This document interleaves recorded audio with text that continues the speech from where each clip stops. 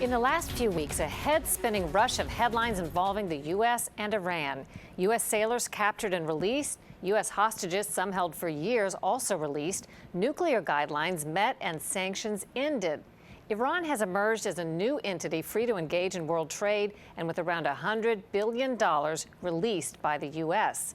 The question is, does giving that kind of money to the world's largest state sponsor of terrorism make the U.S. and world safer or more dangerous?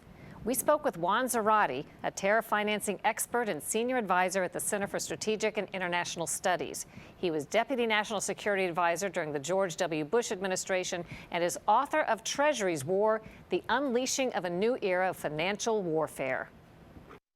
I just looked on the State Department website, and Iran is still listed as the largest state sponsor of terrorism in the world in the U.S. view. Isn't there some concern that some of that money we're releasing can go straight into the terrorism funnel? It's a huge concern. The fact that Iran, the regime itself, which is unrepentant in its policies and certainly continues to support terrorist groups around the world, as well as regimes like the Assad regime in Syria, will now have a windfall. This is an economic windfall. The World Bank has said so, the Iranians have said so, and they're going to use that money to support their proxies, to support their allies. And we've already heard from Hassan Nasrallah, the Hezbollah Secretary General. We've heard from President Assad of Syria that they expect capital, they expect funding, they expect support from Iran at this point. In your personal viewpoint, what does that mean for us? That means not only have we taken the military option off the table, we've taken our most effective economic pressure and financial measures off the table as well.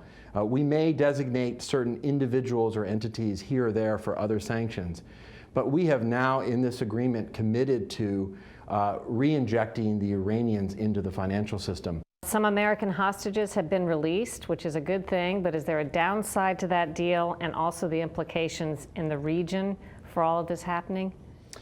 I think everyone's incredibly happy and certainly pleased for the families of the hostages that were returned.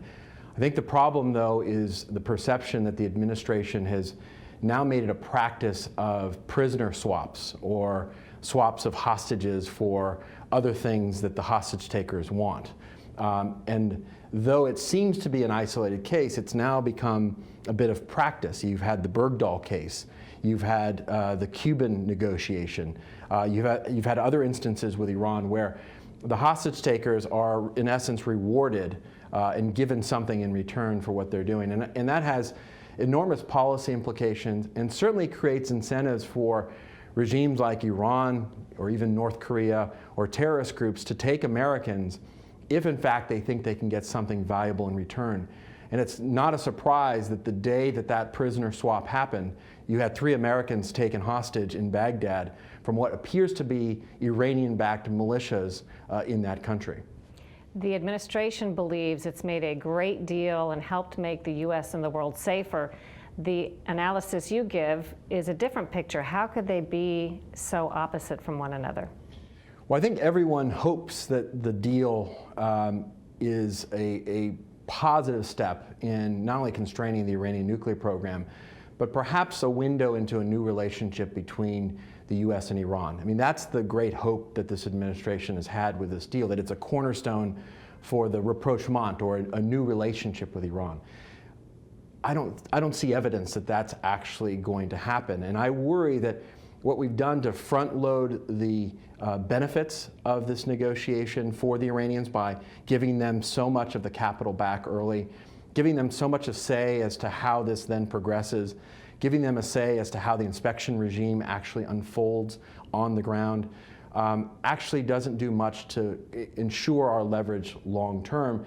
And at the end of the day, best case scenario, Iran can simply have a patient path to a nuclear program that's more legitimate, that's better funded, with a regime that hasn't really changed, but is more emboldened and enriched and able to disrupt U.S. interests around the world. That's where I have trouble with where we're headed with this deal, especially at a time when Iran seems more aggressive, more belligerent, and certainly more willing to attack U.S. interests and allies around the world. So in a word, do you think the Iranian deal has made the U.S. safer? This is not a moment where the Iranian regime is going to transform itself and suddenly become a good citizen of the world. This is a moment where the regime is seeing it as an opening to the world to take advantage and reinforce and strengthen the power of the regime. Zarate, who advised President George W. Bush, says Bush did not oppose making a deal with Iran. The question is, will this particular deal succeed in making Iran change its behavior? Still to come on Full Measure, we'll visit one city that may be a canary in a coal mine, a warning about easy money that may be creating a problem as big as the home mortgage crisis.